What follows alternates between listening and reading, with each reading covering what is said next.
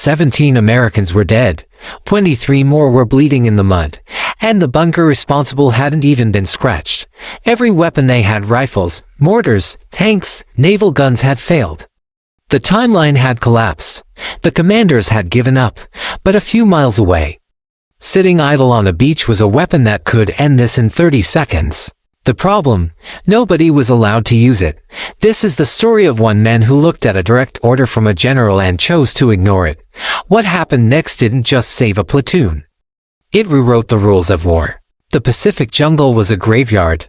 For 3 days, a single Japanese bunker had been systematically destroying an American infantry platoon, and there was nothing Lieutenant Coleman could do about it.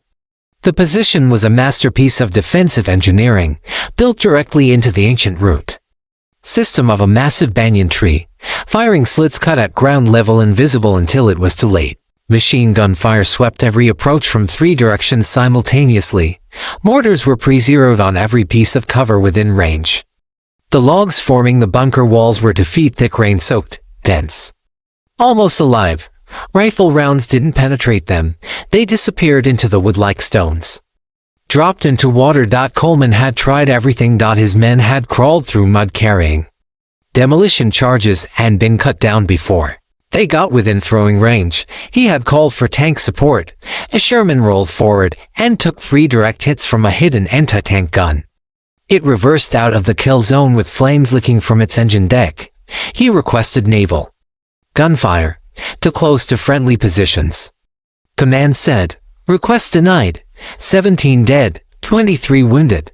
The assault completely stalled. And somewhere behind him, a few miles back, on a quiet beach, sat men eating hot food, sleeping on cots, playing cards. The anti-aircraft crews. Corporal Davis spat mud from his lips and said exactly what every man in that jungle was thinking. Sitting on the beach shooting at planes that don't exist while we die in this stinking jungle. He wasn't wrong. Staff Sergeant William Miller had been manning a Bofors 40mm anti-aircraft gun for 11 months. In that entire time, he had fired exactly 12 rounds in combat. All of them at a reconnaissance plane flying so high it was never in real danger anyway. Bofors was a Swedish-engineered precision instrument, one of the most technically advanced weapons in the American arsenal. It could throw to pound explosive shells to an altitude of 23,000 feet with mechanical accuracy. It was also completely, utterly useless. Because the Japanese Air Force had been swept from Pacific skies months ago, there were no planes to shoot. And strict regulations made it crystal clear this weapon was not to be used on ground targets. Each shell cost more than an infantry private earned in a month. Ammunition expenditure reports were filed in triplicate. Unauthorized firing was a court-martial offense. Miller had listened to this logic for almost a year. He had watched infantry units get torn apart by bunkers his gun could have demolished in seconds. He had filed requests for ground support missions and watched them vanish into a bureaucratic void. Then, on this day, he picked up the radio and heard Lieutenant Coleman's voice, desperate, begging for support that wasn't coming. Something inside Miller broke. He turned to his crew. His voice was completely calm. "Get the tractor. We're moving the gun." Private Henderson stared at him like he'd suggested suicide. Sarge General Morrison specifically ordered. Miller didn't let him finish. "General Morrison isn't watching our boys get slaughtered. The Bofors 40mm was never meant to move through jungle. It weighed 5,000 pounds.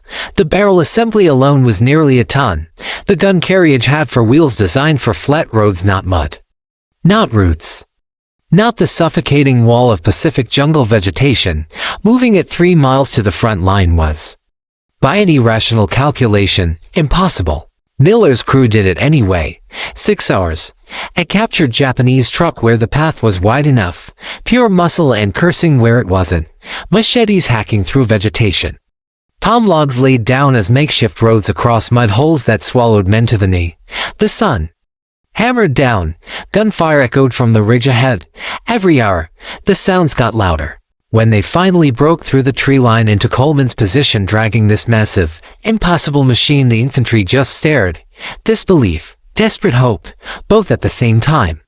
"What the hell is that?" Coleman asked. "Bofors 40mm.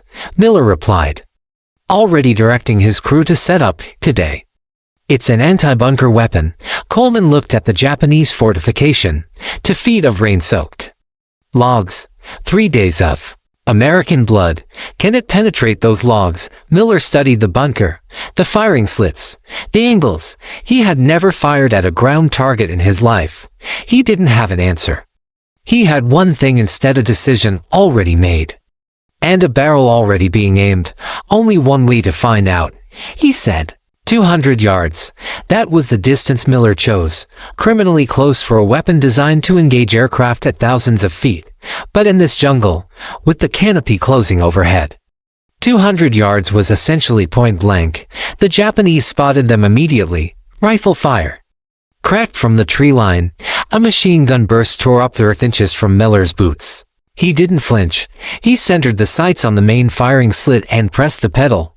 The Bofors spoke. Pop, pop, pop, pop. Each shell didn't penetrate the logs. It shattered them.